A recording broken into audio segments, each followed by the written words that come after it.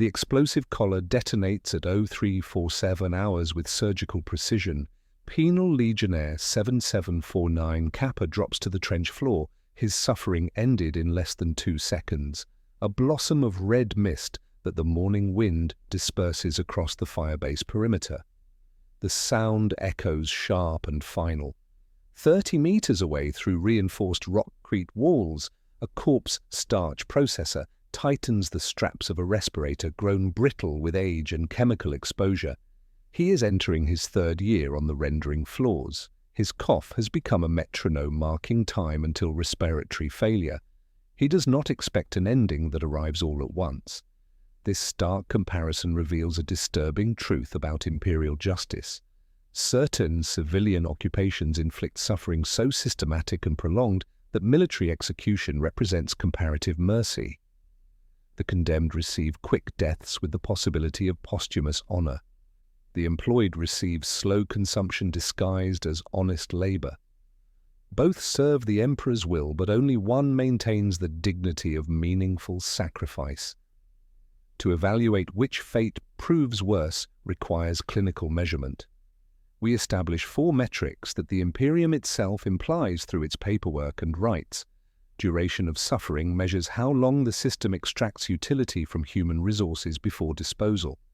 The average Penal Legionnaire survives 4.3 months in active combat zones, typically dying within minutes during firefights or seconds during disciplinary execution. Corpse starch processors average 18 months of progressive respiratory failure. Sump waste reclaimers endure 8 months of chemical poisoning before organ collapse. Bodily integrity forms our second measure. Penal Legionnaires maintain physical coherence until death.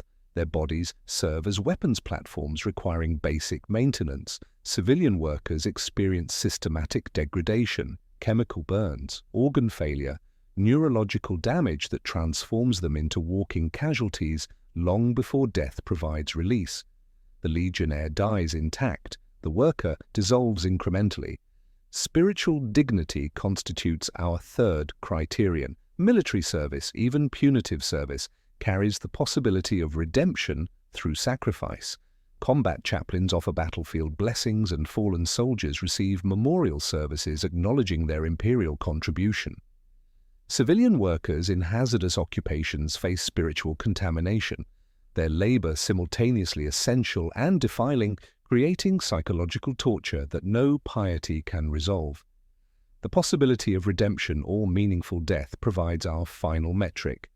Penal Legionnaires can earn commutation through exceptional service or achieve heroic death serving recognizable military objectives.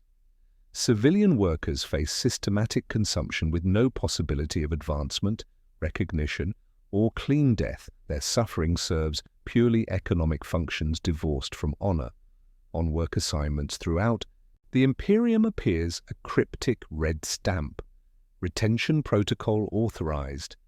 This designation marks contracts for corpse starch facilities, sump waste reclamation sites, and servo skull harvesting operations.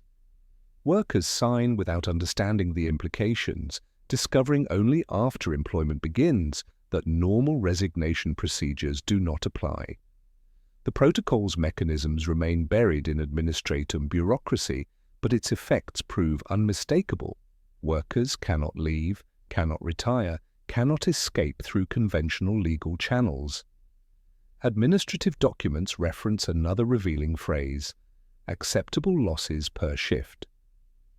This terminology appears in production reports from facilities bearing retention protocols.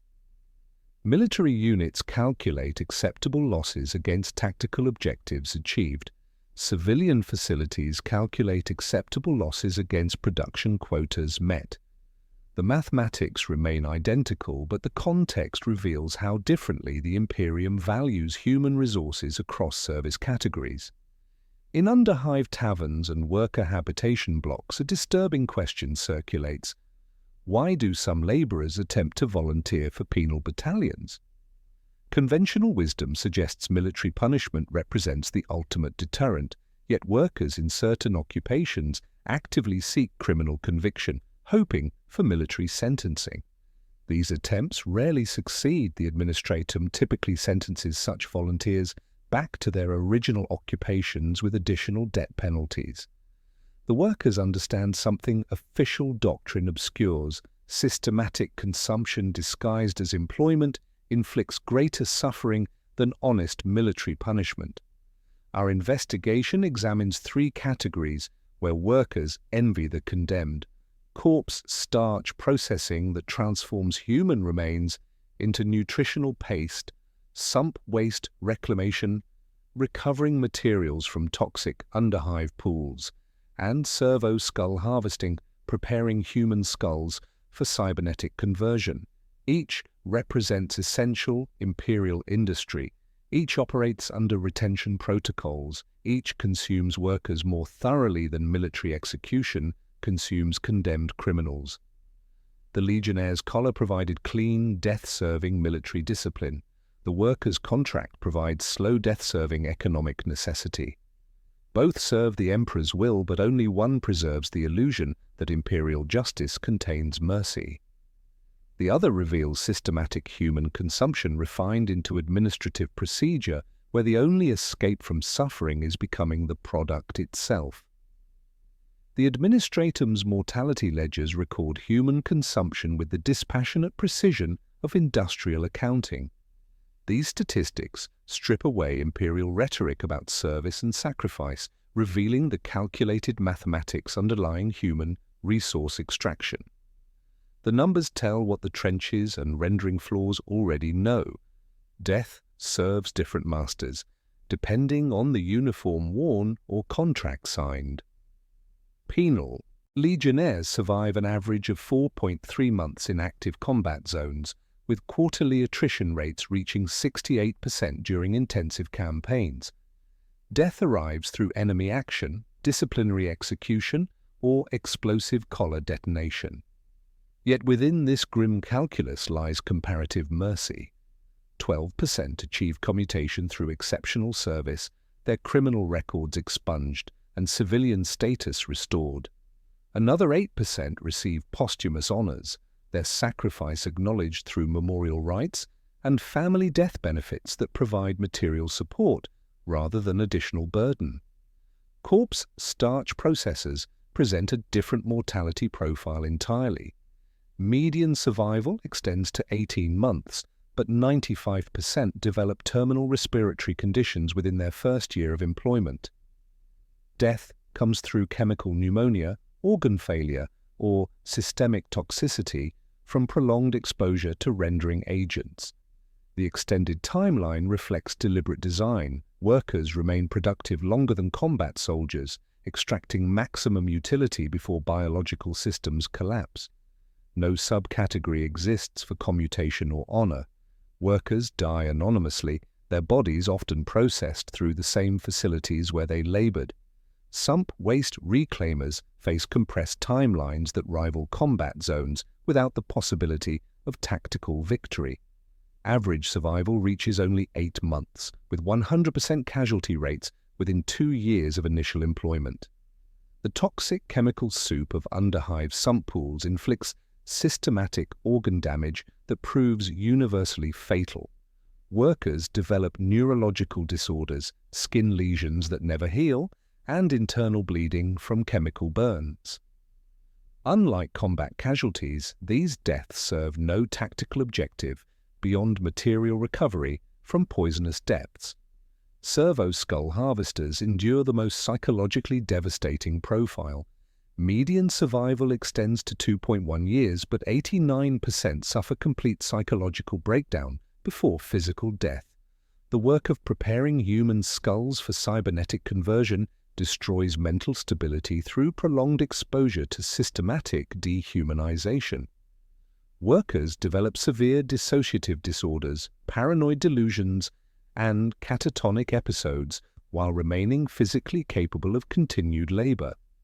These patterns reveal what internal memoranda term graduated suffering, the Imperium's systematic approach to extracting maximum utility from human resources before disposal. Unlike military casualties that serve tactical necessities, Civilian mortality serves purely economic functions. Working conditions are designed to consume workers at precisely calculated rates that optimize production output against replacement costs. Legal protections highlight the fundamental disparity. Penal Legionnaires operate under military law, receiving standard combat rations, basic medical care, and access to battlefield chaplains. Their service carries defined duration with possibility of early termination through commutation or honorable death. Military casualties receive individual burial rights with personal identification markers and death benefits that support rather than burden surviving families. Civilian workers under retention protocols receive subsistence wages calculated to cover basic nutrition and company-provided housing. Medical care consists of workplace injury treatment that generates additional debt obligations. Company doctors prescribe medications sold through company stores at inflated prices, creating cascading financial obligations that compound faster than wages can service them. Workers who develop terminal conditions continue laboring until physical collapse, with medical debt transferring to surviving family members upon death. The retention protocol operates through debt bonding mechanisms that extend contracts beyond natural lifespans. Company housing, medical treatment, and equipment purchases create financial obligations that accumulate through administrative fees and interest calculations.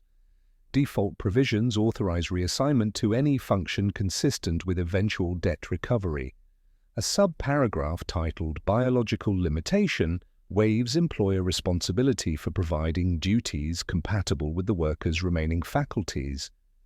Posthumous reconciliation allows debt collection after death through seizure of effects and, where lawful, reclamation of tissues.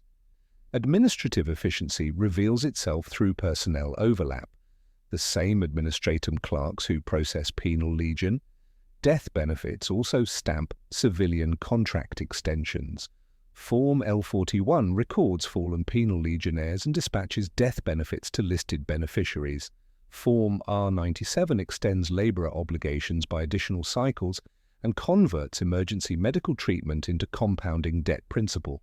Different ledgers, identical administrative machinery, revealing how the Imperium has refined human consumption into bureaucratic procedure. Consider the mathematics made flesh. A processor at Gamma 7 suffers chemical scalding that strips skin from his arms. He receives salves and debt adjustment for medical treatment. His output falls below quota, the deficit compounds. Retention triggers reassignment to sorting duties, where protective equipment hides the burns but bone dust accelerates lung damage. When he petitions for release, calculations determine his departure would imperil dependent allotments. Extension approved. The contract survives longer than the worker's capacity to fulfill it, creating the central question that drives these industries. What happens when flesh fails but legal obligations persist? What happens when flesh fails but the contract remains valid becomes clear at refectory complex Gamma 7, where the answer is measured in tonnage and respiratory failure rather than mercy or release. The facility operates on 18-hour cycles, processing human remains into nutritional paste, while simultaneously processing workers into future casualties. The death carts arrive at 0400 hours, their wheels grinding against rockcrete as servitors unload the night's harvest from Medici facilities, battlefield clearance operations, and underhive purges. Worker 7731 Mu begins his third year of employment by pulling on a respirator whose filters have been changed twice in 6 months. The H12 model covers nose and mouth, but leaves eyes exposed to the bone dust that fills the air like industrial snow. He approaches the sorting conveyor where decomposition determines routing. Grade A for fresh corpses requiring immediate processing. Grade B for swollen remains needing chemical pre-treatment. Grade C for desiccated bodies suitable for direct grinding. And Grade D for fragmentary remains that bypass most processing stages. Plague flagged stock bears black skull glyphs and feeds separate incineration lines, but everything else feeds hunger. Manual sorting requires intimate contact with human remains. Workers lift bodies, examine decay stages, separate limbs from torsos for optimal processing efficiency. Flesh slides between fingers through protective gloves that company regulations require workers to purchase from facility stores. The work demands physical strength, psychological dissociation, and sustained focus while handling materials that were recently human beings with names and families, now reduced to production inputs measured against daily quotas. The simian pattern mandible dominates the grinding floor, its massive ceramite teeth reducing human skeletons to powder in 30-second cycles. The machine shudders when femurs enter, sending vibrations through the catwalk that workers feel in their bones. Calcium dust vents in pale clouds despite ductwork designed to contain it, settling on eyelashes, lips, and the wet corners of eyes.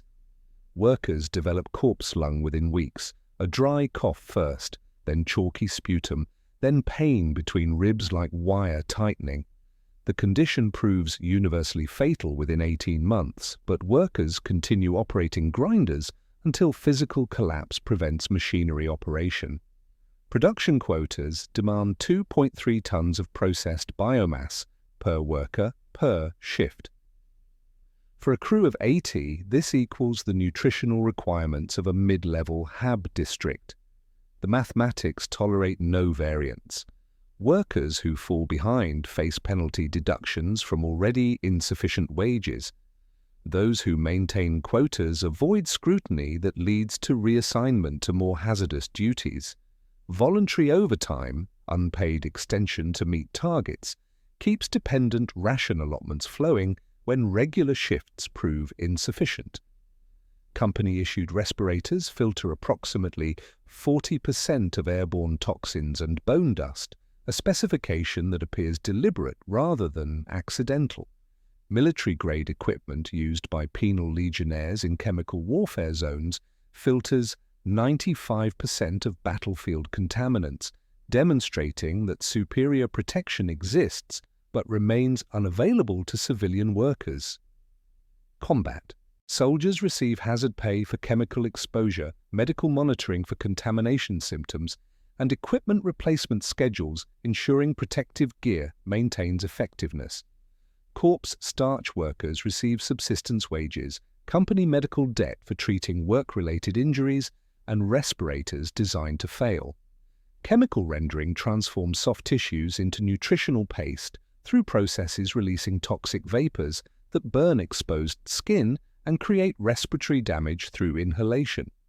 Workers monitor massive vats where human flesh dissolves in acid baths, stirring mixtures with long paddles while reciting mandatory purity litanies. By your flesh we are sustained, by our labor you are rendered. The catechism provides rhythm rather than devotion, pacing words to knife movements and paddle strokes. The sweet sick smell of decomposition mixed with chemical preservatives penetrates every fiber, creating an invisible marker that brands workers as corpse handlers. The scent clings to clothing, skin, and hair with such persistence that industrial solvents cannot eliminate it. This olfactory signature makes workers untouchable in HAB-block social hierarchies. Children cross streets to avoid them, vendors refuse their currency, even desperate merchants turn away their coin, recognizing contamination that extends beyond physical presence into social death. The shift change ritual occurs at 2200 hours when day crews emerge from processing floors. They move with the shuffling gait of advanced corpse lung, breathing labored and painful. Chemical burns mark exposed skin, bone dust coats hair and clothing like grave soil. These processes resemble animated corpses more than living workers, their flesh slowly consumed by the same chemicals that dissolve the dead they handle. New workers arriving for night shift instinctively step aside, recognizing their future in these walking casualties who continue reporting for duty because retention protocol obligations provide no alternative. The distinction between input and labor force grows less meaningful with each shift, revealing why company safety measures offer such inadequate protection and what mechanisms compel return to work that visibly consumes human life. The walking corpses emerging from processing floors return to company housing not from choice, but from the mathematical impossibility of escape. Worker 7731 Mu shuffles toward HAB Unit 47C, a converted shipping container stacked 12 high in the shadow of refectory complex Gamma 7. The retention protocol operates through cascading debt obligations that transform employment into economic bondage, more absolute than any physical restraint, creating systematic traps that bind workers until their final breath, and often beyond. Company housing forms the first link in this chain of necessity. The converted storage units occupy former freight containers welded into vertical stacks, each measuring 3 meters by 2 meters with a ceiling height that requires permanent stooping. Monthly rent equals 60% of base wages, deducted automatically before workers receive their remaining pay. The units feature minimal amenities, a sleeping alcove, water reclamation unit, and air recycling system that reduces but cannot eliminate the chemical vapors that follow workers home. Workers cannot secure outside accommodation because the corpse stench marking makes them unwelcome in standard HAB blocks, while their remaining wages prove insufficient for independent housing costs. Refusal to accept company housing voids employment contracts and converts previous housing subsidies into immediate arrears under retention protocol, subclause domicile. Continuity. Medical debt creates the second link through mandatory treatment for work-related injuries. The H7 medical station operates between the bone mill and vat halls, a room of steel beds and sharp antiseptic scents where company medici apply solvents, sutures, and respiratory stimulants. Treatment authorizations become debt instruments with each bandage itemized, each antitoxin dose priced by milliliter, each consultation generating compound interest at rates printed in letters small enough to hide inside fingerprint whirls. Workers developing corpse lung must receive treatment to maintain productivity quotas, but each medical intervention generates debt that compounds faster than wages can service it. Decline treatment and face disciplinary assignment to the most caustic processing bays. Accept treatment and accumulate financial obligations that extend contract duration indefinitely. Dependent nutrition allowances complete the economic trap by transforming family members into leverage against worker departure. Spouses and children receive ration chits providing basic nutrition supplements distributed through company stores at subsidized rates. These allowances often mean the difference between survival and starvation for worker families, but cease immediately upon employment termination regardless of reason. Miss a week of work and the chits deactivate. Attempt, resignation, and allowances terminate instantly, with outstanding housing and medical debt migrating to family ledgers under continuation clauses. Workers cannot abandon employment that kills them because departure would starve those they support, creating emotional leverage that supersedes economic calculation. The voluntary overtime system provides the final binding mechanism, though the terminology proves deliberately misleading. Base wages cover housing costs and basic worker nutrition alone.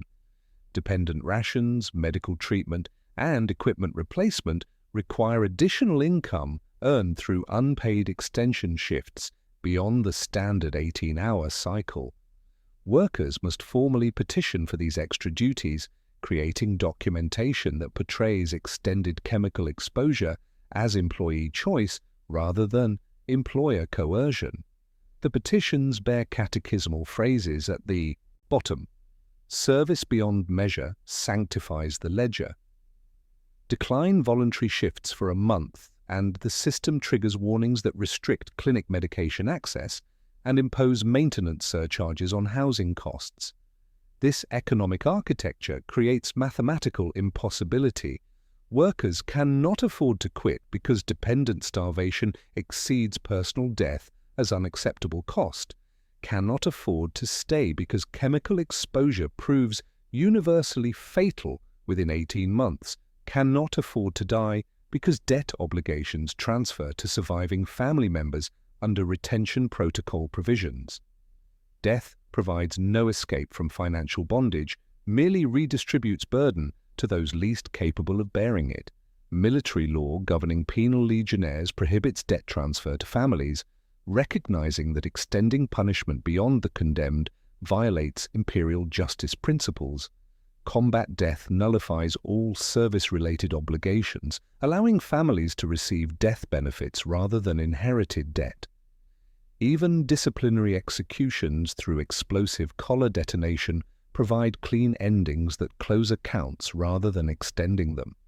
Penal legionnaires serve defined sentences with clear termination conditions, while civilian workers serve indefinite contracts with automatic extension clauses that activate upon financial default. Production accidents develop uncanny timing that suggests systematic rather than random occurrence. The simian pattern mandible experiences catastrophic gear failures when operated by workers within 6 months of debt forgiveness thresholds. Chemical vats develop seal failures during shifts staffed by employees whose medical obligations approach legal limits. Overhead rails that maintain perfect safety records for years begin shedding bolts over lanes worked by processors whose housing debt nears completion. When worker 592 Theta lost 3 fingers to a grinding wheel after 72 weeks of incident-free operation, his medical debt erased 2 years of financial progress in a single afternoon. The accident required reassignment to sorting duties, where bone dust accelerated his respiratory decline while resetting his contract extension calculations to 0. Administrative efficiency reveals itself through integrated systems that manage both worker retention and corpse inventory using identical accounting procedures. The same cogitators that print cadaver tags for incoming remains also generate rent invoices and medical debt statements, drawing on linked files through shared identifiers. When workers die on shift, their identification badges become retrieval tokens scanned at facility gates, processing mills, and clinic terminals to simultaneously register corpse input weight and activate family debt migration protocols. The same clerks who process penal legion death benefits also stamp civilian contract extensions, using identical administrative machinery to manage human resources whether living or dead. Worker 7731 calculates these mathematics every time he signs a petition for additional shifts. He occupies housing his wages cannot unlock, breathes air his respirator cannot cleanse, and owes money that multiplies when he proves most diligent. The production accident waits in the jitter of conveyor motors and the way supervisors' gazes linger on account balances approaching dangerous proximity to 0. He understands that the system requires him productive until he becomes pulp, and that the pulp will be carefully tallied against outstanding obligations that will migrate seamlessly to his family ledger, ensuring the arithmetic continues beyond his capacity to serve it. The arithmetic of debt bondage proves manageable compared to the spiritual calculus that corpse starch processing demands from human consciousness. Worker 7731 no longer sees bodies when death carts arrive at 0400 hours.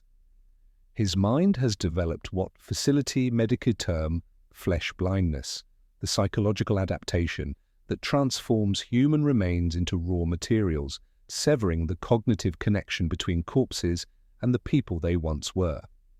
Hand finds limb, limb becomes weight, weight becomes throughput. This mental dissociation represents necessary survival, allowing workers to function without confronting the full horror of their daily tasks, yet exacting its own terrible price through systematic dehumanization. The Ministorum requires daily confession sessions in the facility chapel, a cramped chamber wedged between the bone mill and chemical rendering bays where condensation fogs the Plastec viewing panes overlooking the production floor. Confessor Adjunct Hale leads these mandatory rituals with a voice trained to cut through machinery noise, demanding workers recite prescribed gratitudes for their sacred duty of recycling the emperor's servants. The theological framework creates an inescapable paradox. Workers must acknowledge their labor as blessed imperial service while simultaneously accepting spiritual contamination through contact with death. They express thankfulness for handling human remains while accepting that this handling marks them as spiritually unclean, creating cognitive dissonance that fractures psychological stability over months of repetition. Children of corpse starch workers inherit spiritual contamination regardless of personal choice or devotion. Imperial schools refuse enrollment to offspring of corpse handlers, classifying them as spiritually contaminated despite their parents' essential service. These children receive rudimentary instruction in company facilities where lessons focus on basic literacy and preparation for eventual employment in the same industries that consumed their parents. Educational segregation creates hereditary castes where contamination passes through bloodlines, ensuring the labor cycle perpetuates itself through generations marked as untouchable. The psychological toll manifests through recurring nightmares reported by 89% of facility workers. These dreams follow identical patterns. Workers find themselves on processing conveyor belts, fully conscious but unable to move as they approach grinding machinery or chemical vats. They experience the sorting process from the perspective of corpses, feeling hands examining their decomposition stage and routing them toward appropriate processing stations. The dreams continue through grinding and rendering with vivid sensory detail that persists after waking, tasting chemical preservatives, feeling bones crack under mandible teeth, watching flesh dissolve while maintaining awareness throughout transformation.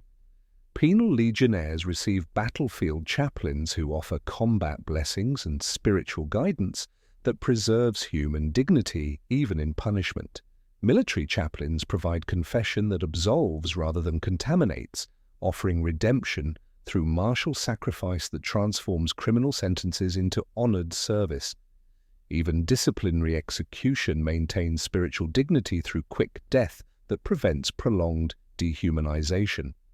Combat death carries meaning beyond tactical necessity, allowing condemned criminals to achieve posthumous honor serving the Emperor's military objectives. The facility chapel reveals the twisted spirituality that corpse starch processing demands. Prayers rise over rendering vats where human flesh dissolves in chemical baths, creating liturgical accompaniment to systematic dehumanization. Workers light votive candles made from processed human fat, the flames casting shadows across walls stained with bone dust. The altar bears aquila patterns crafted from worker finger bones and ceremonial vessels fashioned from rib cages that once housed beating hearts. Confessor Adjunct Hale conducts services that acknowledge the sacred nature of corpse starch work while demanding acceptance of spiritual contamination, explaining that workers sacrifice personal purity to serve imperial nutritional requirements. This theological framework transforms contamination into sacrifice. Workers accept spiritual death to provide physical life, their damnation purchasing salvation for those who consume their labor's products. The system requires their defilement to function, making redemption impossible without destroying the service itself. The same rubric that names the work sacred duty also brands workers spiritually contaminated, creating paradox enforced through litanies and ration chits. The sweet, sick smell of decomposition mixed with chemical preservatives penetrates every fiber, creating an olfactory signature that brands workers as corpse handlers in hab-block social hierarchies. This scent cannot be washed away with industrial solvents, marking families as untouchable and teaching children their predetermined place in imperial society through the simple act of breathing near their parents. When surface employment proves unbearable through spiritual contamination, economic, bondage and systematic dehumanization. Some workers seek alternatives in the depths below. Beneath the refectories and habstacks, the sump levels spread in oil-dark sheets where different forms of suffering offer escape from theological paradox through honest, physical horror that makes no claims to sacred purpose. When corporate-sponsored, spiritual contamination becomes unbearable, when the theological paradox of sacred defilement fractures psychological stability beyond repair, some workers seek a different form of suffering in the depths below. The underhive sump pools offer honest physical horror that makes no claims to sacred purpose. Vast, poisonous lakes where toxic waste from upper levels collects in chemical stratification that burns flesh without demanding gratitude for the privilege. The sump levels sprawl beneath imperial hives like underground seas, fed by constant drainage from manufactorums, medici facilities, and processing plants that serve the Imperium's industrial appetite. Pool 7 Alpha receives runoff from Promethium refineries, creating orange slicks that ignite when disturbed by diving operations. Pool 12 Gamma collects medici waste, including surgical chemicals and biological matter, producing viscous green mixtures that dissolve organic materials on contact. Pool 4 Delta accumulates heavy metals from munitions production, creating dark waters that cause neurological damage through skin absorption within minutes of exposure. Reclamation teams descend wearing improvised diving gear assembled from salvaged components and black market purchases that represent desperate improvisation rather than engineered protection. Worker 441 Kappa adjusts the seals on a dry suit patched from 3 different predecessors, its rubber gone tacky from years of caustic exposure. His rebreather consists of a converted mine respirator with home-machined filter cages filled with charcoal canisters refilled from burnt sumpwood and promethium ash. Weighted boots fashioned from scavenged ship ballast provide stability in dense chemical solutions but often fail catastrophically when corrosive agents eat through sole materials or buckles corrode under chemical assault. A typical dive lasts 4 to 6 hours in absolute darkness, where lamps fail rapidly as chemical vapors etch glass lenses into blindness and dissolve luminous pigments from housing materials. Workers navigate by touch through liquid that burns exposed skin within minutes, following systematic search patterns with one hand on braided wire tethers and the other sweeping half-moon arcs ahead of shuffling feet. The sump floor consists of silty deposits that swallow boots to the ankle while concealing valuable materials dense enough to justify recovery costs through human consumption. The objective involves salvaging rare metals that drop through the hive like toxic rain, osmiridium dust from tool lathes, adamantine filings, copper bus bars from scrapped transformer assemblies. Intact cogitators reach the bottom wrapped in preservative slime, their data stacks worth more than annual wages to black market tech adepts. Occasionally, workers discover archaeotech fragments that sustain the Lucky Strike mythology, motivating continued participation despite universal casualty rates. These stories circulate through underhive taverns with religious fervor. Worker 229 Sigma allegedly discovered technology worth enough to purchase clean employment for his extended family, though verification proves impossible and examples remain conveniently absent. Competition for productive sites creates territorial violence that adds human predation to environmental hazards. Gang bosses control access to the richest pools through force and economic leverage, extracting tribute from independent teams while maintaining exclusive diving rights for their own operations. Sabotage proves common, cutting airlines during competitor dives, contaminating equipment stores with additional corrosives, or spreading false information about archaeotech discoveries to lure rivals into the most toxic zones. Equipment theft occurs regularly since replacement costs exceed monthly earnings, forcing victims to dive with increasingly inadequate protection or abandon the profession entirely. Chemical exposure creates systematic organ failure, progressing through predictable stages that workers recite like liturgical responses. Initial symptoms include skin lesions that never heal properly, developing into weeping sores that resist medical treatment while providing entry points for secondary infections. Neurological damage manifests through tremors, memory loss, and coordination difficulties, particularly dangerous when operating underwater in complete darkness. Respiratory failure follows as chemical vapors dissolve lung tissue despite rebreather protection that filters only 40% of airborne toxins. Final stages involve organ shutdown as accumulated poisons overwhelm biological systems designed for environments containing breathable air rather than industrial waste. Penal Legionnaires operating in chemical warfare zones receive military-grade environmental suits with redundant filtration systems and regular equipment inspection schedules, ensuring protective integrity. Combat medics monitor exposure levels and rotate personnel before toxic accumulation reaches dangerous thresholds, while immediate decontamination procedures include antitoxin treatments and medical evacuation for personnel showing contamination symptoms. Even condemned criminals receive protection standards that prioritize mission completion over maximum resource extraction from human assets. The materials recovered from sump pools feed Imperial industrial requirements through economic calculations that justify extreme human costs. Rare earth elements retrieved from toxic depths supply munitions production lines equipping Imperial Guard regiments. Salvaged cogitators provide components for orbital defense platforms protecting hive worlds from external threats.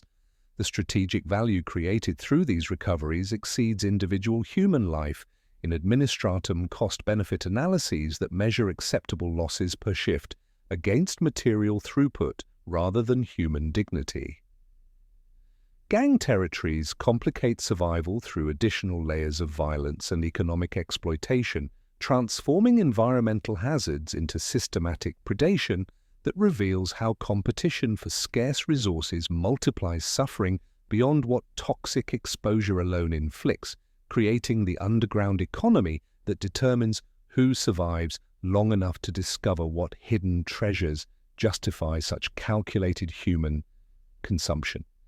Gang territories and systematic exploitation transform environmental hazards into economic predation that multiplies suffering beyond what toxic exposure alone could inflict.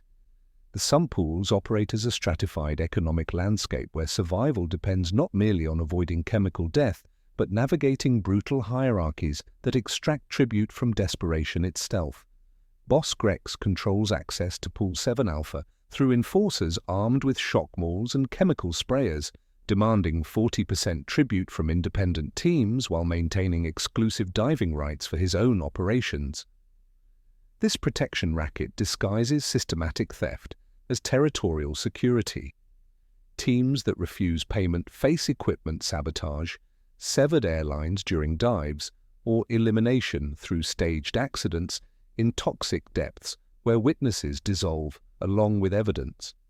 Equipment purchases create immediate financial bondage through company store monopolies that transform necessary safety gear into debt instruments. A patched, dry suit assembled from 3 deceased predecessors costs 3 months' wages despite failing seals that guarantee chemical exposure. Rebreather filters require weekly replacement at costs equivalent to family food budgets, forcing workers to choose between adequate protection and dependent nutrition. Worker 441 Kappa calculates these mathematics while adjusting corroded buckles on weighted boots, purchased through installment plans that compound interest faster than diving profits can service them. Each piece of gear becomes a financial noose tightening with every shift, ensuring workers remain perpetually indebted to systems designed to consume them systematically. Black market medical treatments devour most remaining earnings through desperate attempts to extend working life against inevitable chemical poisoning. Antitoxin injections cost 50 thrones per dose, providing temporary organ damage relief while creating dependency requiring increasingly frequent treatments. Unlicensed medici operating from damp tunnels offer recycled organs harvested from the recently drowned, lungs that function 6 months, kidney grafts processing toxins 8 weeks, liver segments metabolizing poisons until rejection sets in.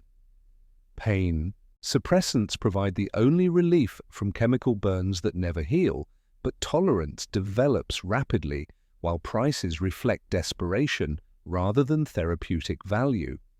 These treatments offer no cure, merely brief reprieves that barely extend working life before bodies succumb to systematic consumption. Deep teams represent the ultimate expression of calculated human sacrifice disguised as economic opportunity. These specialized crews venture into the most hazardous sump levels where toxic concentrations prove immediately fatal, but archaeotech discoveries justify extreme human costs through mathematical equations measuring family survival against individual destruction. Deep team contracts specify death benefits equal to 5 years' standard wages, paid to surviving dependents upon confirmation of worker mortality. The arithmetic proves grimly attractive. Certain death within weeks provides better family support than prolonged survival generating subsistence income insufficient for dependent nutrition. Workers mark themselves with reagent burns as insurance seals, ensuring bodies found with proper identification earn contracted payouts. Death pools reveal surface society's intersection with underhive suffering through betting markets where upper-level dwellers wager on worker survival times like spectator sport. Bookmakers operating in mid-hive establishments accept stakes on individual divers, team performance, and accident probabilities with odds calculated from historical mortality data and current toxic concentrations. Popular bets include survival duration for new workers, probability of equipment failure during specific dives, and whether teams discover valuable archaeotech before succumbing to chemical exposure. These markets treat human suffering as entertainment while generating profits that never reach workers whose deaths provide the spectacle, reducing lives to gambling commodities tracked on chalkboards and cogitator slates. The retention protocol extends its reach through equipment debt inheritance that forces occupational succession across generations. When worker 441 Kappa succumbs to organ failure after 14 months of operations, his improvised gear becomes inherited liability transferred to surviving family. His son receives notification of equipment debt totaling 8 months' wages along with employment authorization for sump pool operations, transforming grief into economic necessity. The system perpetuates itself through financial mechanisms, ensuring worker replacement occurs through family obligation rather than voluntary enlistment, creating intergenerational cycles where children inherit both equipment and the suffering required to service inherited debt. Penal Legionnaires receive standardized equipment maintained through military supply chains, prioritizing functional protection over profit extraction. Environmental suits undergo regular inspection with mandatory replacement when protective integrity falls below. Operational standards. Military medical care includes immediate decontamination, antitoxin treatments, and evacuation protocols prioritizing personnel survival over mission completion. Death benefits support families through monetary payments and continued medical coverage rather than debt transfer, perpetuating suffering across generations. The recovery process demonstrates how human consumption serves imperial requirements through systematic resource extraction.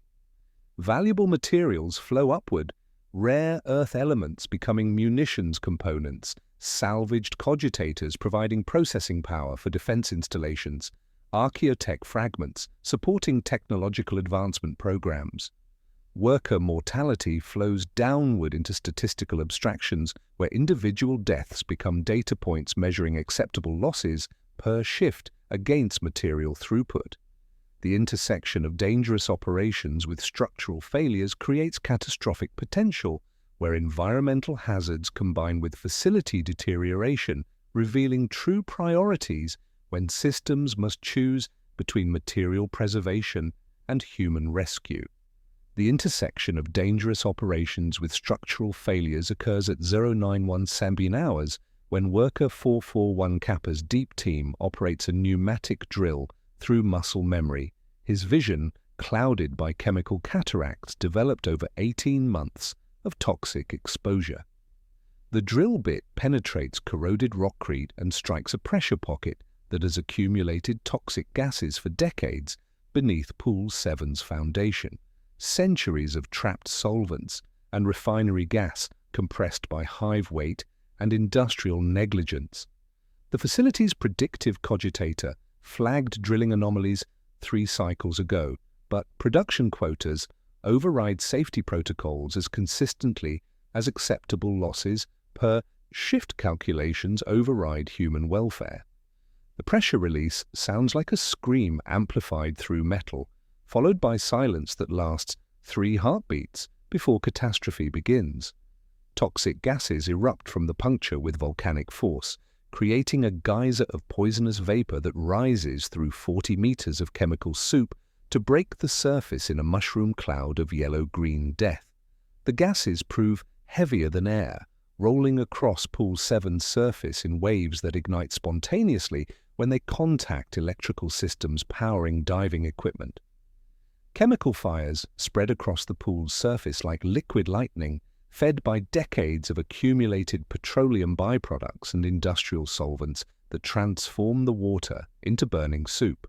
Worker 441 Kappa finds himself trapped 60 meters below as rising poison transforms the worksite into a pressurized death chamber. His improvised rebreather fails immediately as caustic gases overwhelm filtration systems designed to filter 40% of normal toxins, not concentrated eruptions that exceed measurement scales. Toxic liquid burns through his patched dry suit at 17 separate points, while his teammates attempt emergency ascent, discovering their tether lines dissolving in the chemical eruption. The team's emergency beacon transmits location data for 47 seconds before electronics fail, their final signal indicating depth and toxicity readings that transform rescue into recovery operation. Surface workers flee through collapsing tunnels as the facility's containment systems fail in cascade failure, revealing decades of deferred maintenance prioritizing profit over protection. Emergency bulkheads designed to isolate contaminated sections refuse to seal because mechanisms have corroded from constant chemical exposure. Ventilation systems reverse flow, pulling toxic gases into worker habitation areas instead of venting them safely, creating underground rivers of poison that dissolve support beams and undermine structural integrity throughout the complex. Boss Grex abandons territorial claims within minutes, leading enforcers through escape routes reserved for leadership, while leaving subordinate workers to navigate flooding tunnels without guidance. His retreat demonstrates gang protection's true nature, profit extraction from desperation rather than genuine security, when catastrophic failure threatens everyone equally. Equipment stockpiles remain locked in storage chambers filling with toxic gas, but personal survival exceeds material assets, representing months of tribute collection from desperate workers. The breach creates chain reactions contaminating the entire complex as toxic floods pour through interconnected drainage systems into adjacent pools. Pool 12 Gamma receives burning chemicals that react violently with existing biological waste, creating secondary explosions, rupturing containment barriers. Pool 4 Delta's heavy metal contamination combines with incoming toxins, producing compounds that eat through ceramite piping, allowing poisonous mixtures to reach groundwater systems, serving entire underhive districts. The facility transforms from controlled industrial site into spreading chemical disaster, threatening thousands beyond the immediate workforce. Emergency response protocols reveal institutional priorities through resource allocation, prioritizing material recovery over human rescue. Facility supervisors coordinate salvage operations while workers drown in chemical soup, dispatching recovery teams to secure valuable equipment rather than attempt personnel evacuation. Salvage cranes swing toward waterlines through camera feeds smeared with toxic vapor, their operators working blind to extract crates of rare metals while severing lifelines that might impede equipment recovery. Administrative voices on communication channels specify that personnel rescue remains subordinate to equipment preservation, which remains subordinate to production continuity. Adeptus Mechanicus recovery teams arrive within 6 hours wearing sealed environmental suits, providing complete protection against chemical exposure, unavailable to civilian workers. These tech adepts methodically catalogue archaeotech discoveries while stepping over worker corpses dissolved beyond recognition, servo skulls recording material specifications and recovery priorities with mechanical precision. Their sealed suits filter 100% of airborne toxins, while mission parameters focus exclusively on technological recovery rather than human assistance, demonstrating that adequate protective technology exists but remains restricted to operations serving Imperial rather than commercial interests. The disaster statistics reveal institutional priorities through cold numerical analysis that transforms human catastrophe into administrative efficiency metrics. 847 workers die through drowning, chemical poisoning, or structural collapse during the 12-hour crisis period. Recovery operations salvaged 12.3 tons of rare metals, including osmiridium, adamantine fragments, and archaeotech components valued at 40 million thrones. The facility returns to operational status within 6 weeks using replacement workers recruited through emergency conscription from debtor populations and underhive surplus labor pools that provide inexhaustible human resources for systematic consumption. Administrative reports classify the incident as a resource optimization event, bureaucratic terminology that transforms mass casualty disaster into acceptable business disruption. The classification enables insurance claims, tax adjustments, and regulatory exemptions, while avoiding terminology suggesting institutional responsibility for preventable deaths. This linguistic transformation demonstrates how imperial bureaucracy converts human suffering into administrative convenience through careful word selection that obscures rather than illuminates actual events. Military disaster protocols provide stark contrast through immediate medical evacuation, prioritizing personnel recovery over equipment preservation. Combat units receive rescue operations where medics risk valuable gear attempting casualty recovery, while fallen soldiers receive individual burial rights with personal identification and death benefits, supporting families rather than burdening them with inherited obligations. Even penal legionnaires receive casualty collection points guarded from marauders, chaplains recording last words, and memorial services acknowledging sacrifice rather than statistical absorption into production metrics.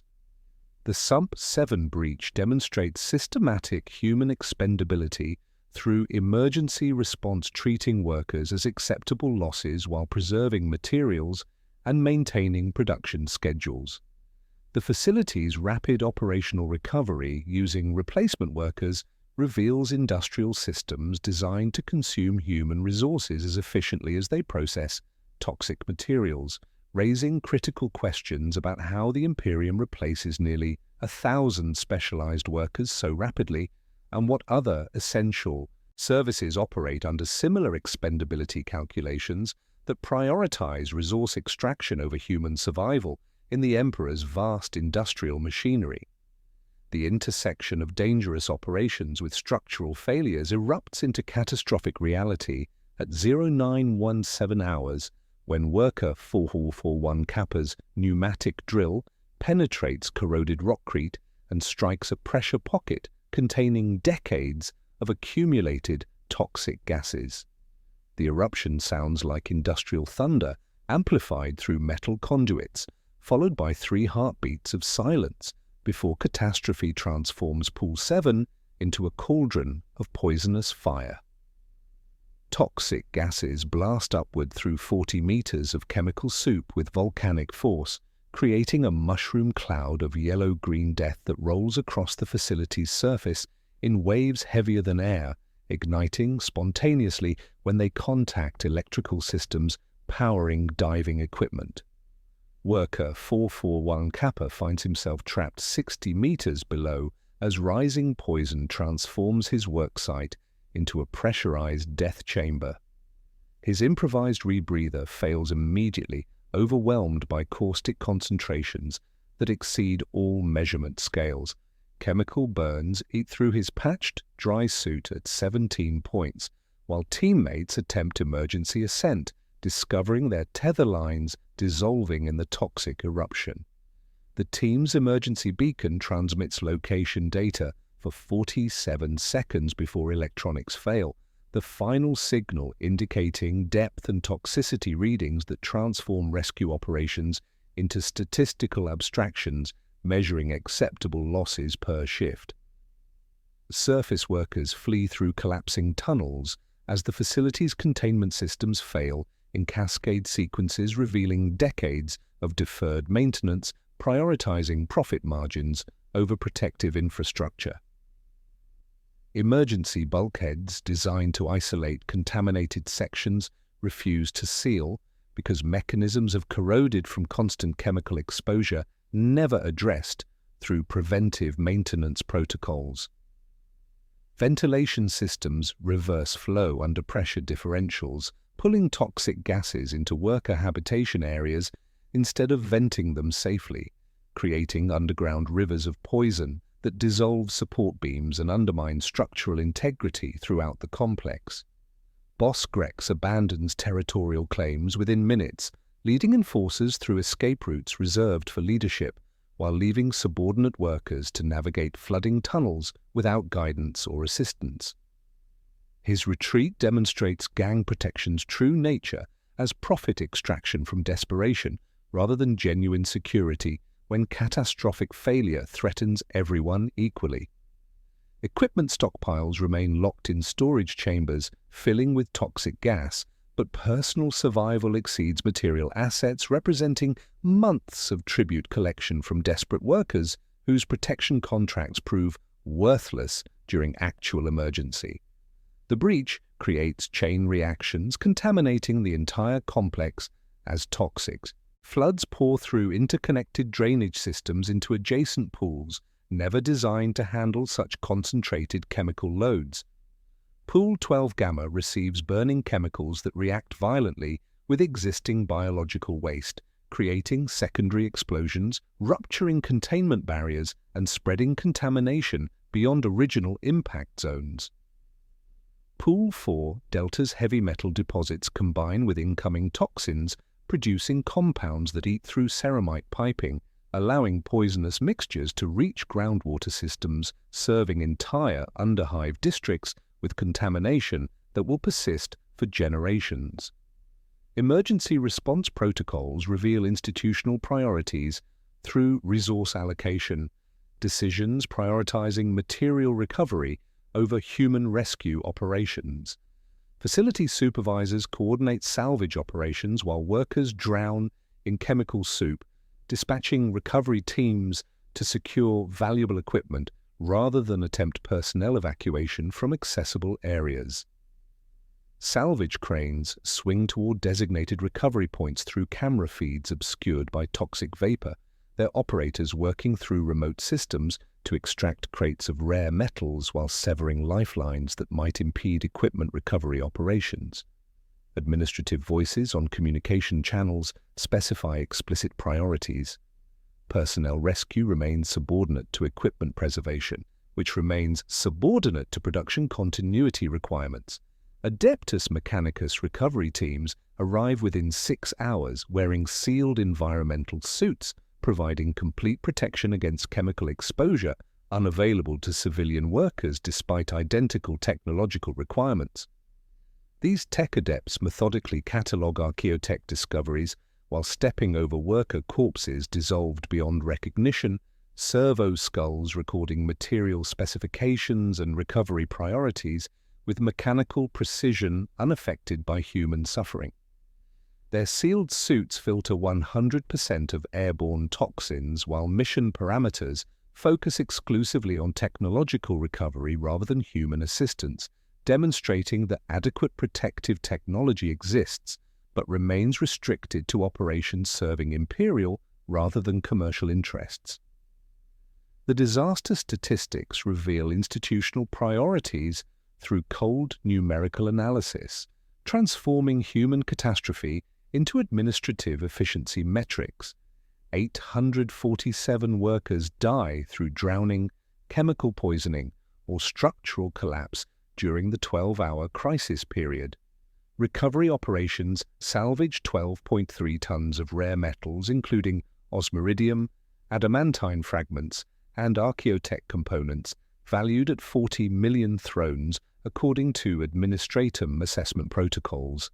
The facility returns to operational status within 6 weeks, using replacement workers recruited through emergency conscription from debtor populations and underhive surplus labor pools, providing inexhaustible human resources for systematic consumption.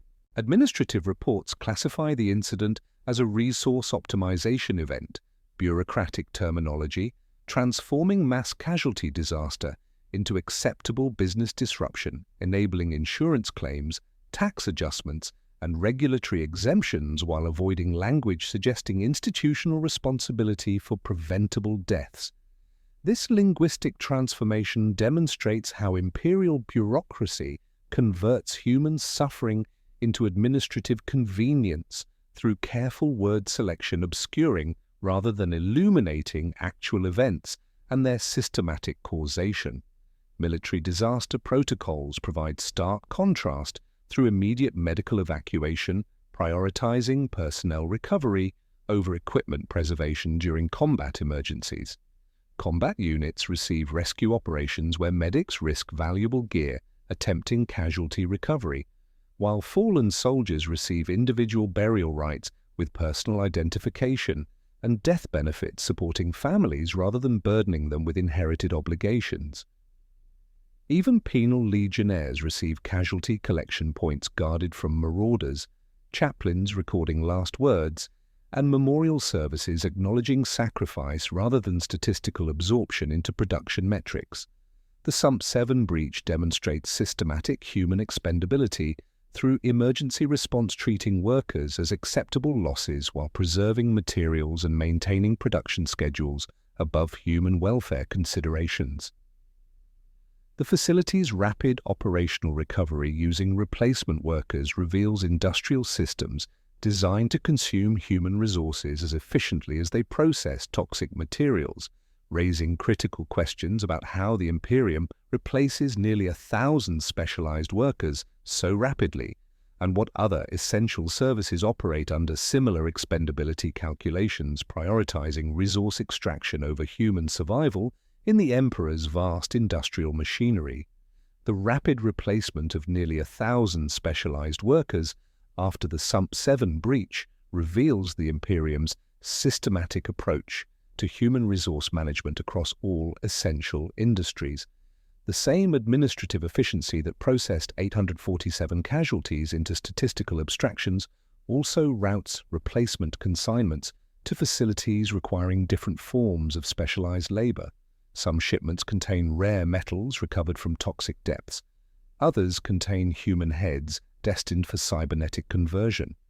The ledgers treat both as raw materials requiring processing, but the charnel facilities where skulls become servo skulls demand workers sanctify their own psychological destruction while performing tasks that systematically dehumanize both processor and processed. Charnel facility Sanctum Primus operates through intake schedules coordinated with battlefield clearance operations, Arbeits execution yards, and volunteer donation programs that provide steady streams of human cranial material. Worker 223 Theta begins his shift at 3600 hours by donning ceremonial robes over protective gear, the ritual garments marking his dual status as sacred servant and spiritually contaminated laborer. The delivery bay receives battlefield casualties bearing regimental identification tags, executed criminals with purity attestations from Arbeits facilities, and volunteer donors whose circumstances remain obscured through administrative euphemisms like final utility oath and posthumous service commitment. Cranial extraction requires surgical precision combined with industrial efficiency, workers wielding bone saws etched with the litany of separation while reciting prescribed prayers over each processed skull. The ritual begins with dermal flensing that removes identifying features, followed by precise cranial cuts that preserve bone integrity while accessing brain tissue. Brain extraction proves the most psychologically devastating task, requiring workers to remove thinking organs from skulls while acknowledging these materials once housed consciousness, memory, and human personality. The extracted brains undergo immediate analysis for neural complexity before disposal, their former capacity for thought reduced to technical specifications measuring cybernetic compatibility. The work combines physical horror with spiritual weight through mandatory liturgical accompaniment that transforms systematic dehumanization into sacred duty. Workers recite the litany of sacred severance during brain removal. From flesh to service, from thought to function, from mortality to eternal duty.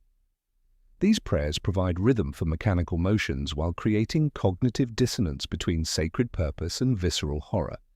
Each skull represents a future servo skull serving Imperial administration, making the labor technically sacred despite requiring intimate handling of human remains that simultaneously sanctifies and defiles.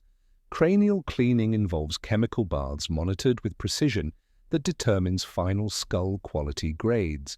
Workers immerse processed skulls in enzymatic solutions that dissolve remaining tissue while preserving bone density and structural integrity required for cybernetic implantation.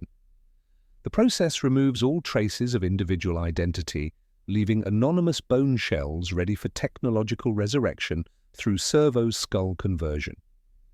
Acid concentrations and immersion times require expertise developed through handling thousands of human heads, workers becoming specialists in transforming former persons into standardized components.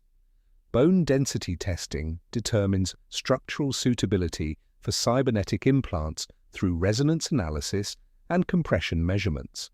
Workers use calipers and sonic analyzers to evaluate thickness, calcium content, and fracture resistance that dictate eventual servo skull assignments.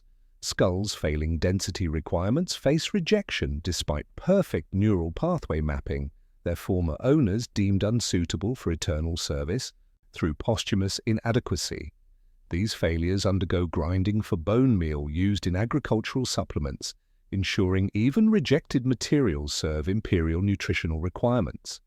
Neural pathway mapping represents the facility's most sophisticated operation, requiring workers to analyze brain cavity dimensions and neural connection points suitable for cybernetic integration.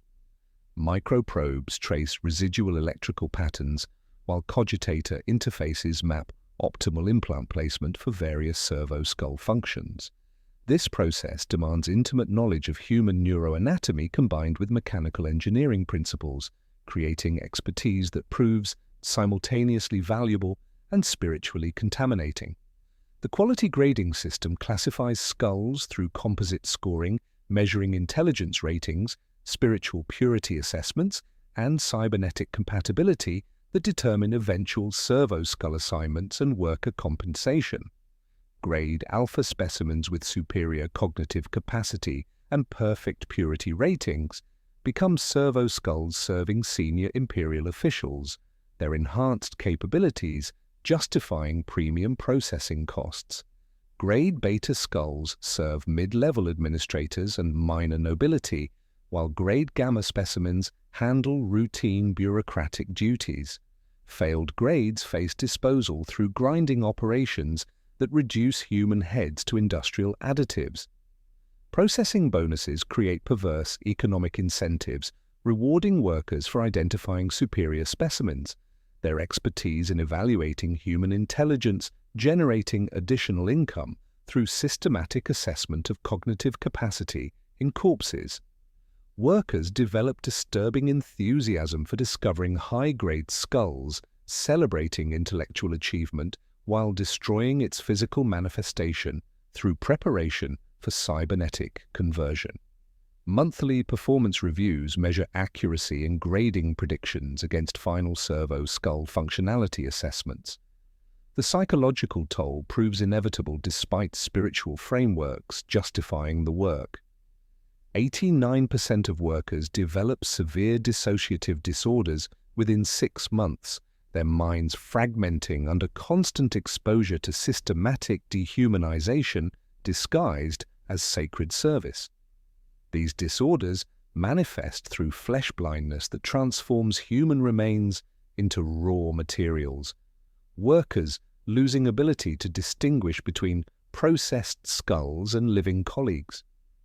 Some begin addressing corpses as if conscious, while treating living humans as unprocessed materials awaiting preparation. The facility's chapel overlooks the processing floor through reinforced plastic windows, providing constant visual reminder of sacred purpose underlying disturbing work. Workers attend mandatory services where prayers rise over bone-cleaning vats and neural mapping stations, creating liturgical accompaniment to systematic dehumanization. The altar bears servo-skull prototypes displaying successful conversions, mechanical devices that once housed human consciousness, now serving imperial administrative functions through technological resurrection. Votive candles made from processed human fat cast shadows across walls decorated with cranial fragments arranged in aquila patterns. Penal Legion chaplains provide stark contrast through spiritual comfort that preserves rather than destroys human dignity during punishment. Military chaplains offer confession that absolves sin without demanding psychological sacrifice, battlefield blessings that honor rather than consume human consciousness, and memorial services acknowledging fallen soldiers as individuals rather than raw materials. Even condemned criminals receive spiritual guidance, maintaining their humanity through final moments, rather than systematic dehumanization disguised as sacred duty. Volunteer donors complicate the theological framework through conscious participation in their own posthumous processing. Some represent zealots seeking final certainty of imperial service. Others include workers whose accumulated debt or terminal conditions make posthumous utility payments attractive to surviving families.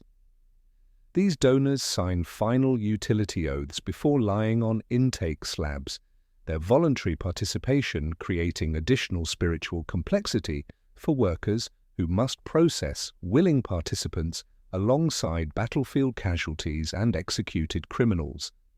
The theological paradox underlying skull harvesting creates fundamental questions about how the Imperium reconciles sacred service with spiritual contamination, transforming essential imperial labor into systematic destruction of worker psychology while demanding gratitude for the privilege of serving through spiritual defilement. The volunteer donors who complicate skull harvesting's theological framework through conscious participation in their own posthumous processing reveal deeper mechanisms of control operating beyond economic bondage. Worker 223 Theta enters his 14th month processing human skulls, while trapped within contradictory spiritual frameworks that simultaneously sanctify and condemn identical labor. His dissociative episodes now occur hourly, tremors affect his precision work, yet he continues reporting for shifts because the spiritual contamination marking his family creates pressure exceeding economic coercion through systematic exclusion from normal imperial society. The contradictory spiritual framework operates through theological paradox, deliberately designed to fracture mental stability while preventing escape. Workers perform sacred duty preparing materials for imperial service, yet are treated as spiritually contaminated pariahs, whose essential function requires their permanent defilement. This proves systematic rather than accidental, utilizing spiritual contamination as control mechanism, supplementing economic bondage through religious obligation extending beyond individual workers to encompass entire family units across generations. Each shift begins with mandatory purification rituals acknowledging spiritual contamination while providing no genuine cleansing, transforming necessary hygiene into psychological torture through theological impossibility. Workers undergo ritual ablutions in tiled chambers reeking of incense and chemical solvents, scrubbing hands with abrasive compounds until skin brightens raw, while reciting litanies acknowledging their spiritual defilement through contact with human remains. The purification chambers feature lye baths that scour flesh, censers flooding lungs with incense thick as industrial fog, and electroflagellation frames offered for voluntary penance that administrative pressure renders compulsory through performance evaluations measuring spiritual dedication against productivity metrics.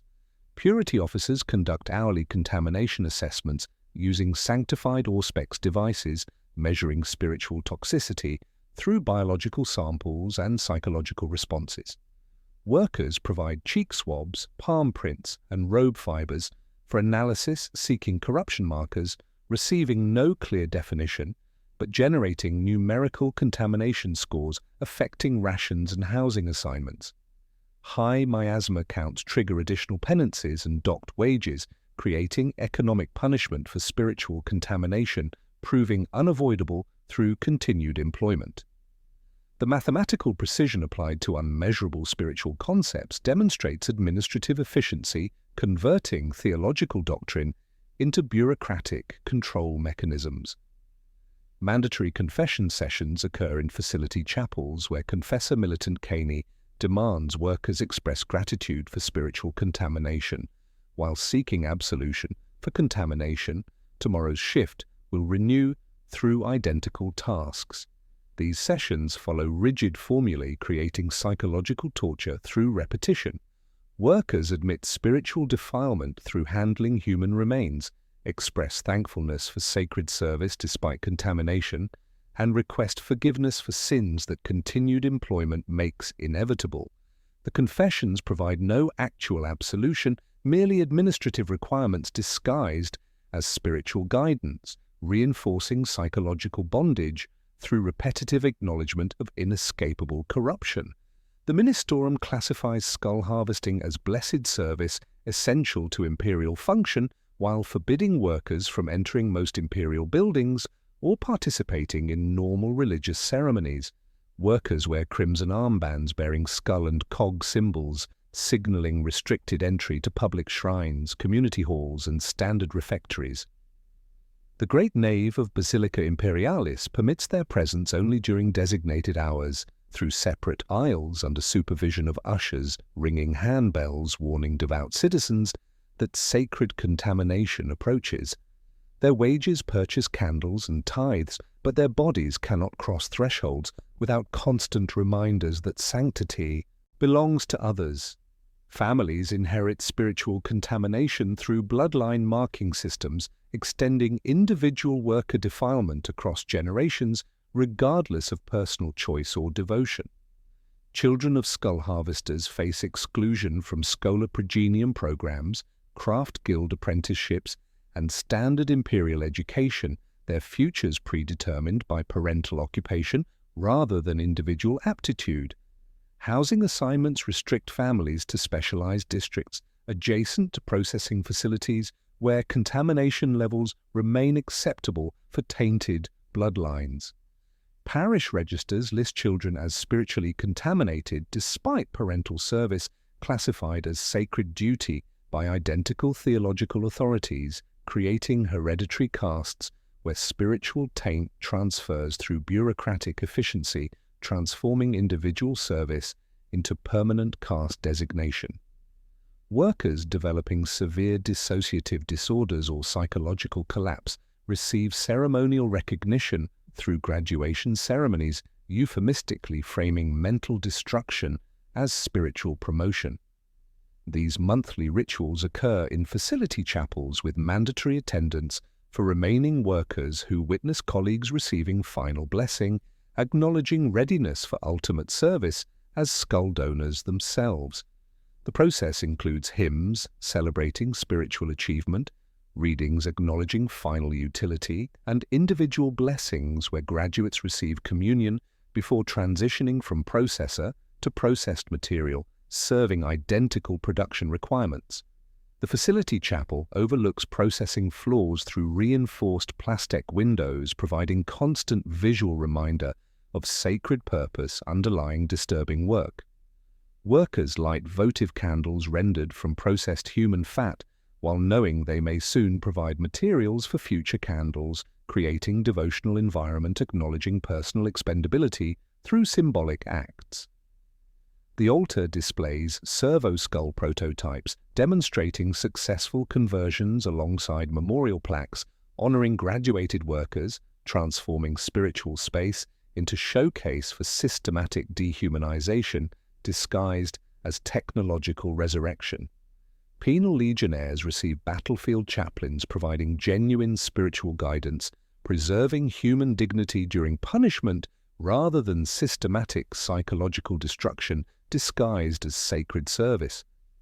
Combat chaplains offer confession that absolves sin without demanding spiritual contamination, battlefield blessings honoring rather than defiling participants, and memorial services acknowledging fallen soldiers as individuals rather than raw materials for processing.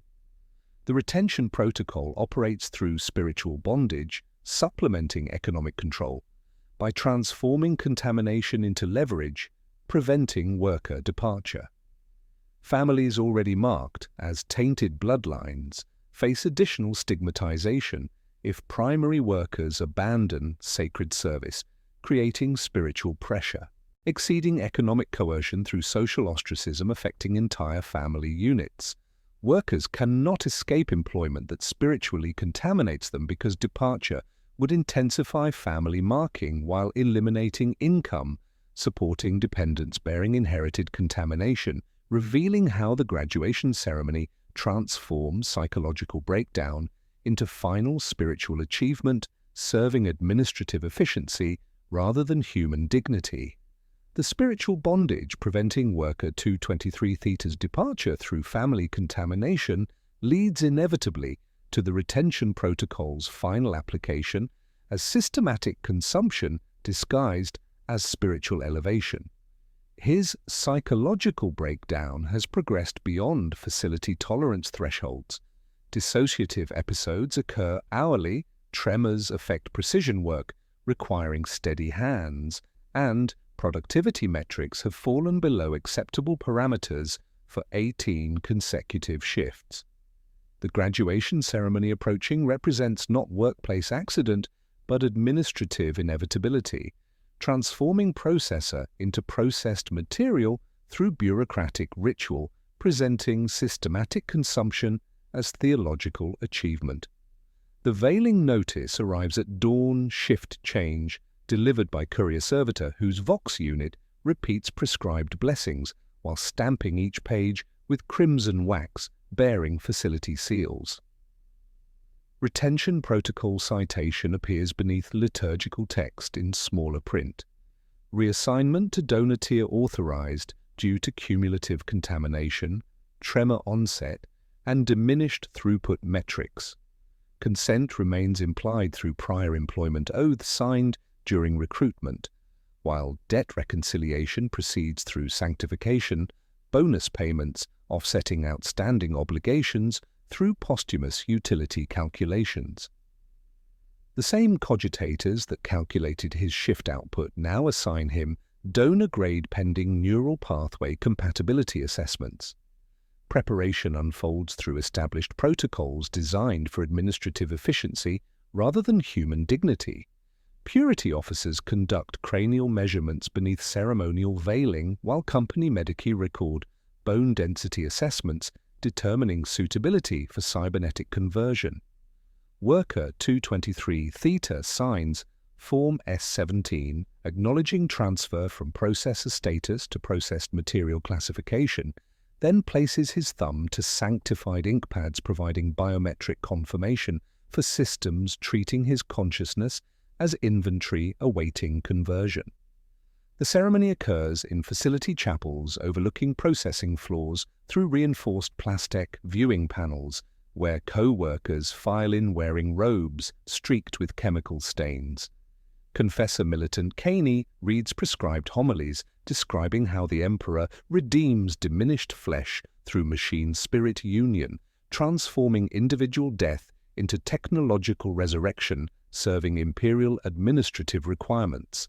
Sedatives dull resistance while preserving reflexes needed for optimal cranial positioning.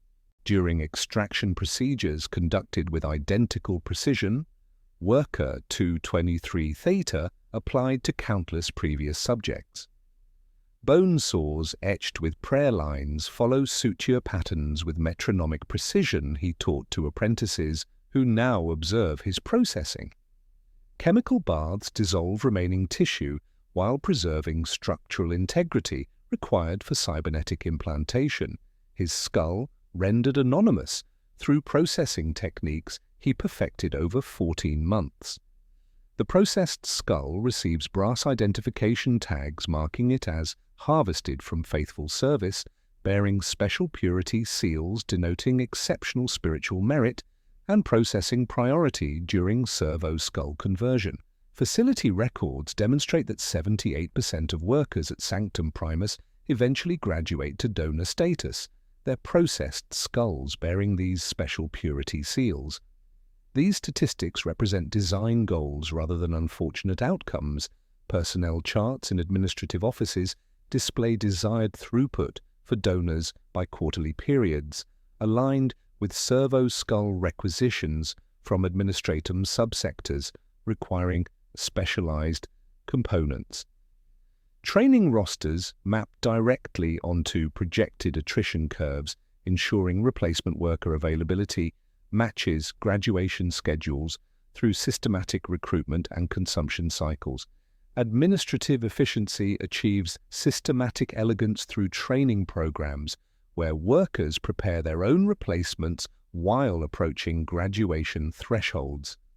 The mentor who trained worker 223 Theta's hands for precise cranial cutting has spent months instructing his replacement in identical procedures that will eventually be performed upon the instructor himself. Apprentices shadow senior workers through exact techniques they will later apply to their teachers, creating self-perpetuating cycles, preserving institutional knowledge through systematic consumption of knowledge bearers who become practical examples demonstrating proper technique to successors following identical paths. Families receive sanctification bonuses equivalent to 3 months of deceased worker wages, credited through company script systems rather than imperial currency. These payments offset dependent nutrition costs while failing to eliminate accumulated medical debt or housing arrears, migrating to surviving family members under retention protocol provisions. Brass certificates bearing serial numbers rather than names provide memorial documentation suitable for company housing display, acknowledging service through numerical identification matching processed skull inventory systems. This systematic consumption contrasts sharply with Penal Legion mortality, where soldiers die serving recognizable tactical objectives with possibility of posthumous honor. Combat death provides meaning through battlefield achievement while closing legal obligations rather than extending them across generations. Military casualties receive individual burial rights, memorial services acknowledging sacrifice and death benefits, supporting rather than burdening families with inherited debt, requiring continued service in contaminating industries. Skull harvesters die as components rather than individuals, their utility perfected through bureaucratic silence rather than tactical achievement. No objectives are seized, no battlefield memorials gather final words. homilies substitute for honor, purity seals replace funeral markers, and administrative ledgers absorb persons while returning mechanical components programmed with familiar voices that may dictate future shift assignments to replacement workers trained through identical techniques. The graduation process reveals the retention protocol's true nature as systematic human consumption rather than debt bondage mechanisms. Workers do not accumulate financial obligations requiring extended service. They follow predetermined paths from recruitment through processing to final transformation into raw materials serving identical production requirements. Debt represents administrative framework rather than underlying purpose, which involves converting human resources into technological components through systematic consumption disguised as spiritual elevation and economic necessity, revealing how this systematic consumption model applies across other imperial industries and what this demonstrates about the Imperium's fundamental attitude toward human resources as infinitely replaceable inputs in production processes designed to consume workers as efficiently as they process materials. The graduation process, revealing systematic consumption rather than accidental attrition, leads directly to the ledgers where human fate becomes a scheduling problem and morality transforms into accounting convention. The cogitators tracking ore throughput also calculate labor attrition curves, projecting intake periods, peak utility phases, and conversion to raw material with actuarial precision. When worker 223 Theta's graduation ceremony concludes with brass identification tags replacing human identity, the same administrative systems immediately update replacement requisitions and training schedules, demonstrating that individual death represents planned obsolescence rather than workplace tragedy. Statistical analysis strips away administrative euphemisms and spiritual justifications to reveal mathematical precision underlying human resource management across all hazardous imperial industries. These mortality profiles demonstrate systematic design optimizing utility extraction against replacement costs through calculated consumption rates that transform individual suffering into predictable data points measuring acceptable losses per shift against material throughput requirements. Penal Legionnaires establish our baseline for institutional cruelty with median survival of 4.3 months in active combat zones and quarterly attrition rates reaching 68% during intensive campaigns. Yet within this grim calculus lies comparative mercy. 32% achieve commutation through exceptional service or heroic death, providing posthumous honor and family death benefits. Military law provides defined sentences with clear termination conditions, legal appeal processes, and explicit prohibition against debt transfer to surviving family members. Even disciplinary executions through explosive collar detonation provide clean endings that close obligations rather than extending them across generations. Corpse starch processors present systematically extended mortality profiles with median survival reaching 18 months, while 95% develop terminal respiratory conditions within their first employment year. The extended timeline reflects deliberate design, maximizing utility extraction before biological systems collapse under chemical exposure that preserves productive function while ensuring eventual death through predictable medical conditions. Workers remain productive significantly longer than combat soldiers through systematic poisoning that maintains output quotas until respiratory failure provides the only escape from economic bondage. No subcategory exists for commutation or honor. Workers die anonymously with their bodies often processed through identical facilities where they labored. Sump waste reclaimers face compressed timelines rivaling combat zones without possibility of tactical victory or meaningful sacrifice. Average survival reaches only 8 months, with 100% casualty rates within 2 years of initial employment. The toxic chemical environment inflicts systematic organ damage, proving universally fatal while serving purely economic functions, recovering materials from poisonous depths. These deaths serve no tactical objective beyond resource extraction, transforming human life into expendable tools for material recovery operations that generate profits flowing upward, while mortality statistics flow downward into forgotten administrative abstractions. Servo-skull harvesters endure the most psychologically devastating profiles, with median survival extending to 2.1 years, but 78% experiencing systematic consumption through graduation ceremonies, transforming workers into processing materials.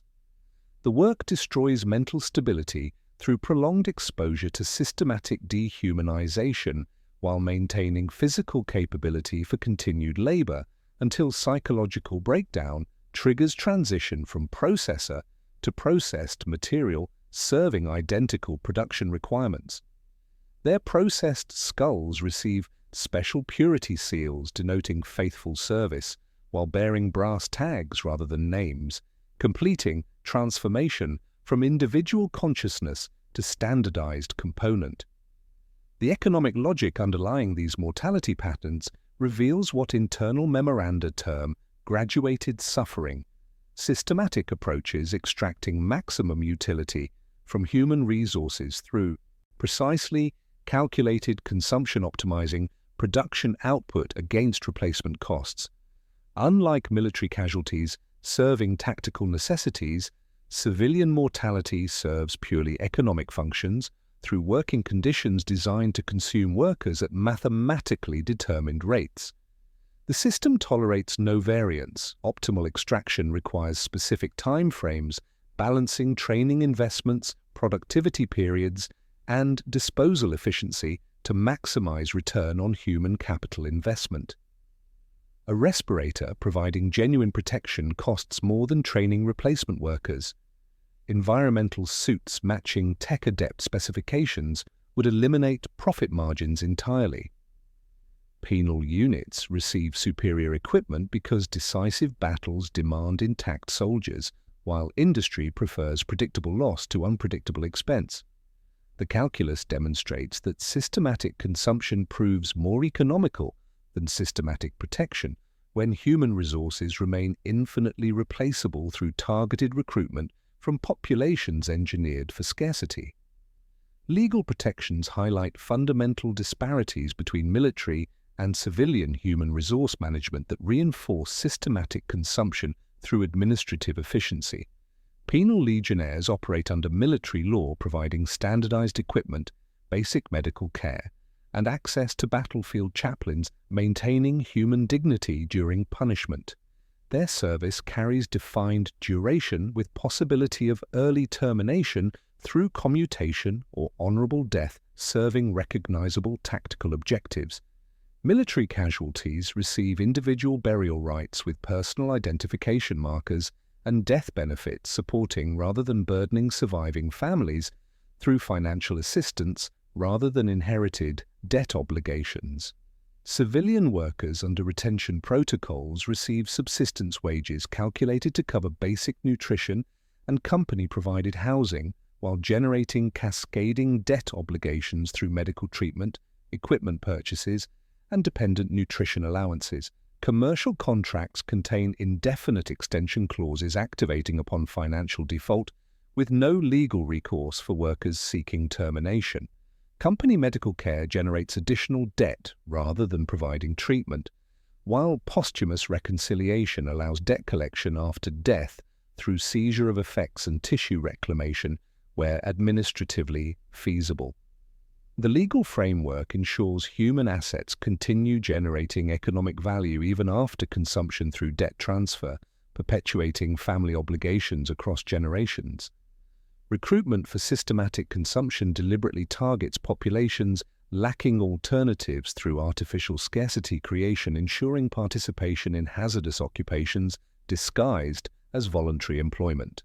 Underhive dwellers face housing restrictions, food rationing, and employment barriers, preventing access to safer occupations while maintaining eligibility for hazardous industrial positions. Debtor families inherit financial obligations requiring immediate income generation, through available positions concentrated in consumption industries. Social outcasts marked through spiritual contamination, criminal records, or bloodline taint find conventional employment opportunities eliminated through systematic exclusion from guild work, imperial service, and educational advancement. The Imperium creates artificial scarcity by restricting access to penal legion opportunities for populations most likely to volunteer for military punishment as escape from civilian consumption. Recruitment officers reject volunteers from hazardous civilian occupations, classifying them as too valuable for military service, while sentencing criminals from safer occupations to penal battalions.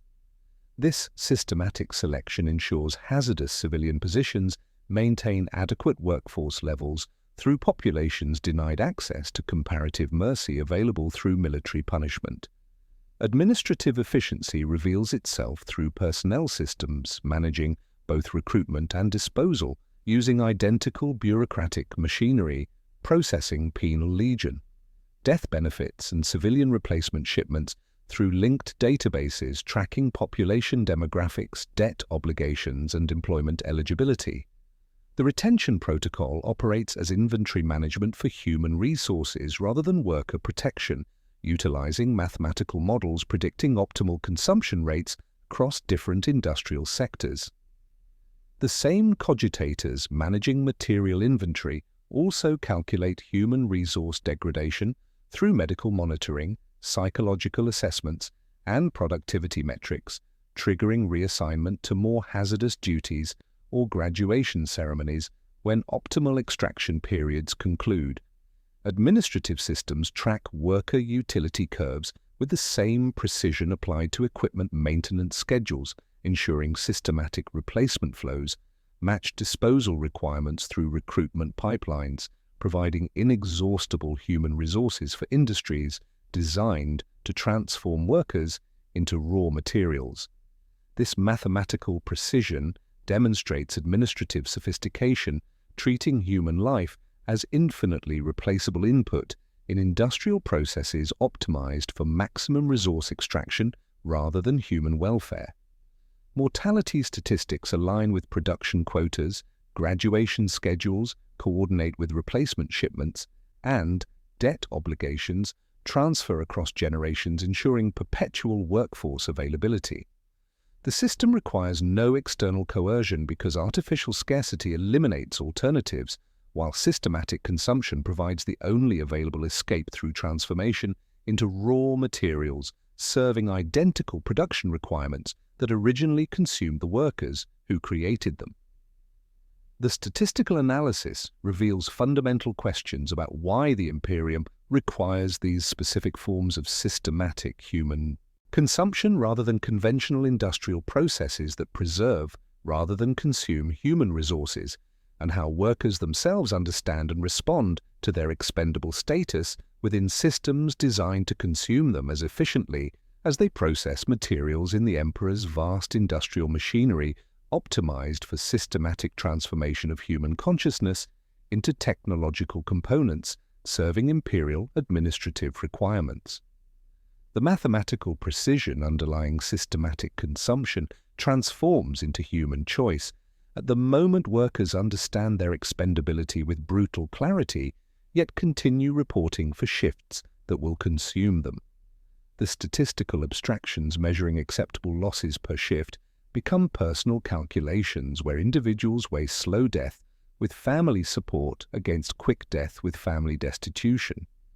These testimonies reveal that apparent voluntary participation represents rational decision-making within systems designed to eliminate genuine alternatives while preserving the administrative fiction of choice through bureaucratic procedures that channel populations toward systematic consumption. Worker 7731 Mu attempted to volunteer for penal battalion service after his third chemical hemorrhage left him coughing blood during shift changes at Refectory Complex Gamma 7. His petition cited willingness to serve the Emperor through military punishment rather than continued civilian employment, requesting assignment to any combat unit regardless of criminal status. The administratum rejection arrived within 48 hours, bearing Personnel Optimization Division seals.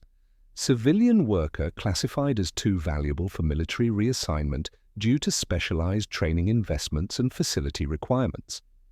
The form noted that voluntary military service remained available through standard recruitment channels requiring clean health certifications and family consent documentation that his accumulated medical debt and dependent obligations rendered impossible to obtain. Sump Waste Reclaimer 891 Gamma committed deliberate theft of Imperial cogitator components worth enough to warrant serious criminal prosecution, expecting RBT's intervention leading to Penal Legion assignment rather than continued diving operations causing progressive neurological damage. He calculated that military punishment would provide cleaner, death-serving, recognizable objectives while eliminating family debt obligations through combat casualty benefits. Instead, company security handled the incident through internal debt adjustment procedures, adding equipment replacement costs to existing obligations while reassigning him to deeper, more toxic pool sections as disciplinary measure. His criminal act became administrative matter processed through commercial rather than military justice systems, demonstrating how the Imperium routes populations away from comparative mercy available through military punishment. Servo Skull Harvester 223 Theta filed formal complaints with local Arbites citing unsafe working conditions and systematic psychological abuse, hoping for legal intervention, providing escape through protective custody or criminal prosecution. The investigation concluded that working conditions met Imperial industrial standards while spiritual contamination represented voluntary acceptance through employment contracts rather than imposed punishment. His complaint generated frivolous litigation fines, extending retention protocol obligations, while marking him for enhanced monitoring during graduation eligibility assessments, transforming attempts at legal escape into additional bondage mechanisms. These systematic rejections reveal deliberate policy maintaining labor pools through restricted access to cleaner deaths while creating economic conditions that eliminate choice. Recruitment officers receive explicit instructions classifying workers from hazardous civilian occupations as essential industrial assets, unsuitable for military service, ensuring adequate workforce levels for consumption industries requiring steady human resource inputs. The administratum actively prevents individuals with high utility scores in corpse starch processing, sump waste reclamation, or servo skull harvesting from military transfer regardless of criminal records or desperate petitions, treating their bodies as pre-allocated resources too valuable for single decisive expenditure through combat death. Workers calculate survival mathematics with precision that strips away illusions about voluntary employment while acknowledging material constraints that make systematic consumption economically rational despite psychological horror. Corpse starch processor wages generate 18 months of dependent nutrition allowances and housing subsidies before terminal respiratory failure, while Penal Legion death benefits provide lump sum payments insufficient for long-term family support without continued income streams. Sump waste reclamation offers 8 months of hazard pay premiums exceeding standard wages, allowing families to accumulate resources before worker death eliminates future earnings. Servo skull harvesting provides 2.1 years of steady income plus graduation bonuses equivalent to 3 months' wages, creating financial incentives that make systematic consumption economically superior to military punishment despite extended suffering duration. The ultimate horror manifests through workers actively sabotaging their own performance, hoping for graduation rather than continued suffering, revealing calculations where becoming raw material represents hope rather than punishment. Worker 223, Theta, deliberately exposed himself to additional chemical contamination and psychological stress, hoping to accelerate qualification for donor status, providing immediate family bonuses rather than prolonged spiritual contamination. His statement proves chilling in its rational desperation. The dreams will stop, the voices will quiet, I will serve without this constant ache. Corpse starch processors request reassignment to more hazardous duties, hoping to accelerate respiratory failure while maintaining dependent allowances through posthumous benefits. Sump waste reclaimers volunteer for deep team assignments, accepting certain death within weeks rather than months of gradual organ failure through standard diving operations. These testimonies reveal psychological frameworks where workers preserve agency through choosing consumption methods rather than accepting random industrial accidents or prolonged deterioration.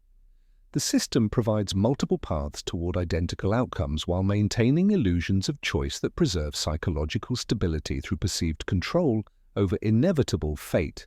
Workers demonstrate rational decision-making within irrational systems, optimizing family welfare through personal sacrifice calculated against available alternatives that prove uniformly fatal through different timeframes and payment structures.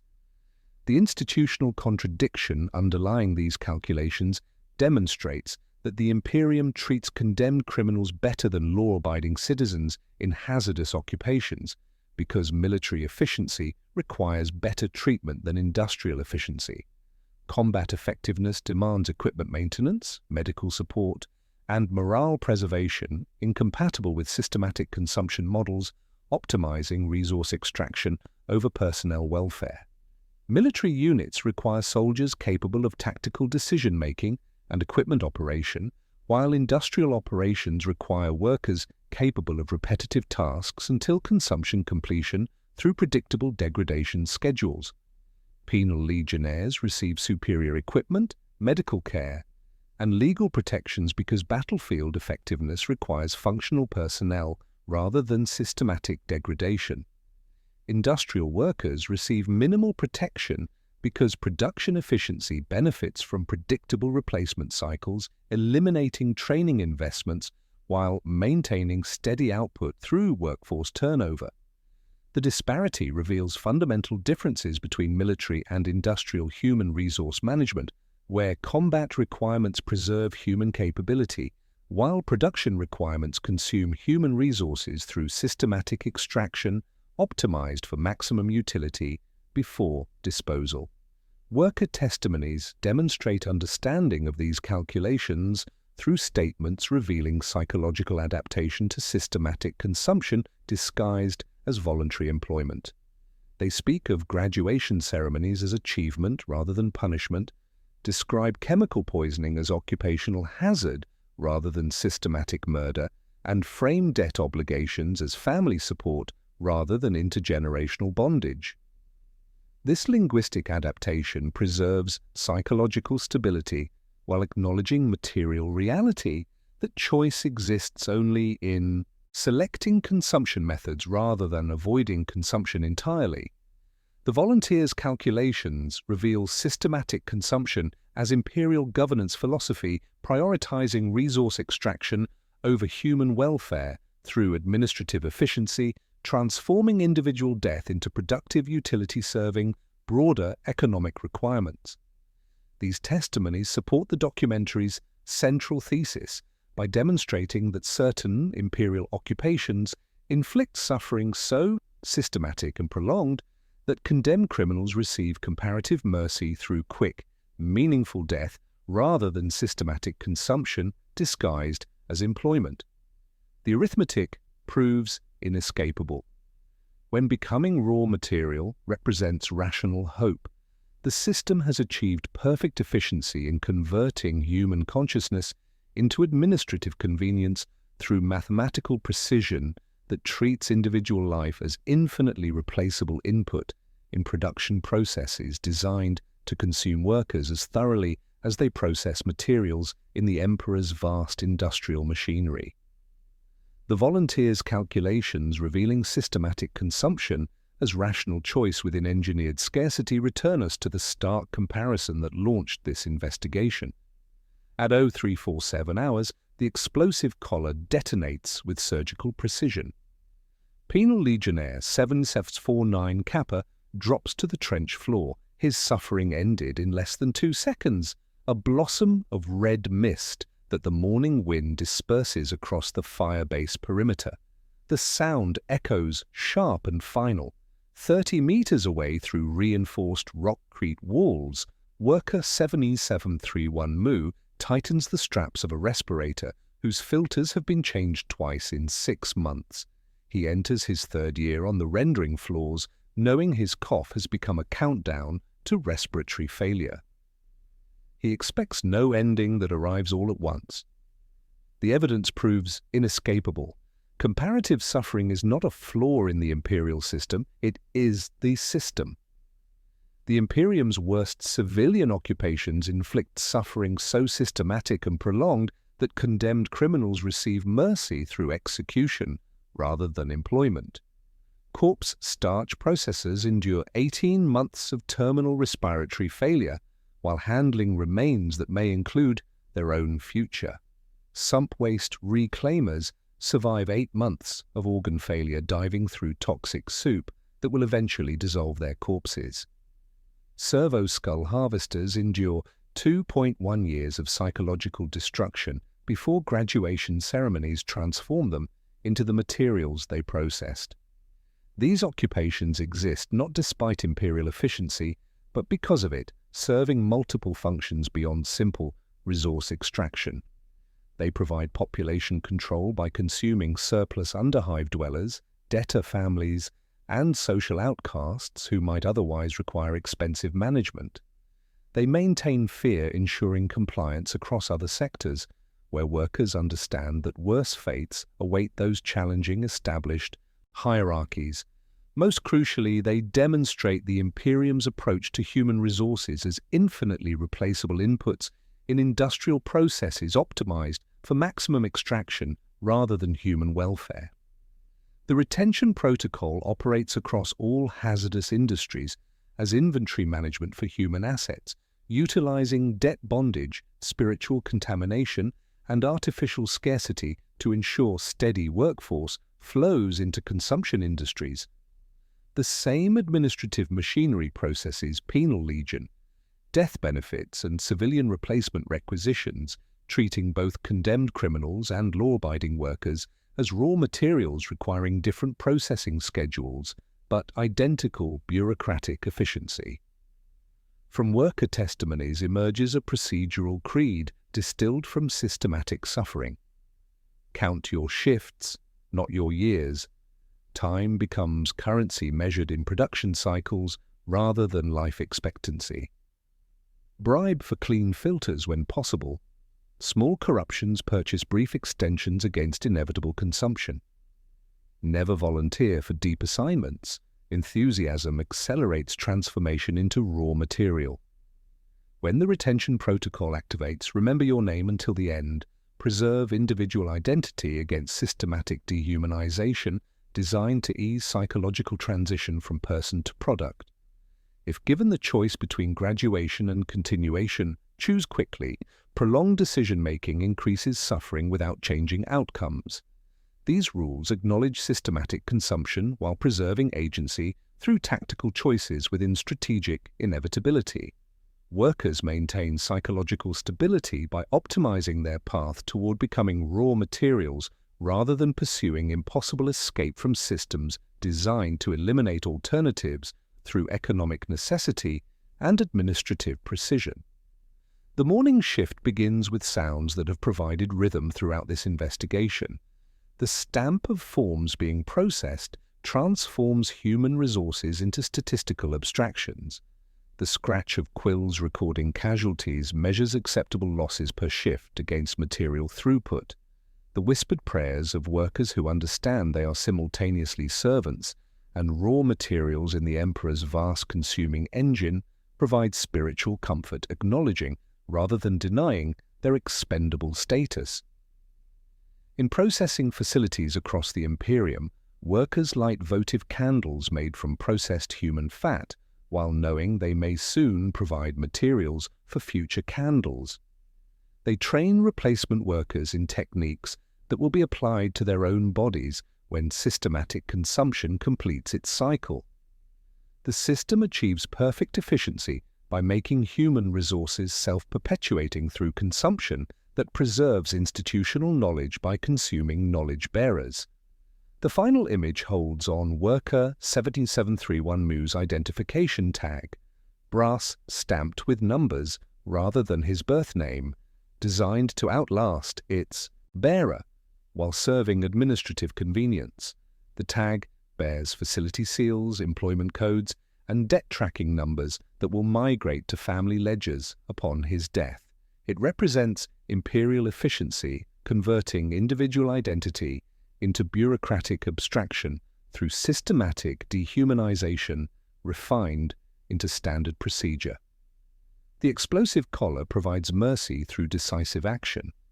The employment contract provides systematic consumption through administrative precision. Both serve imperial requirements, but only one acknowledges what it destroys. The other transforms human suffering into economic utility while preserving the fiction of voluntary participation in the Emperor's infinite appetite for human resources converted into raw materials serving the same production requirements that originally consumed the consciousness that created them.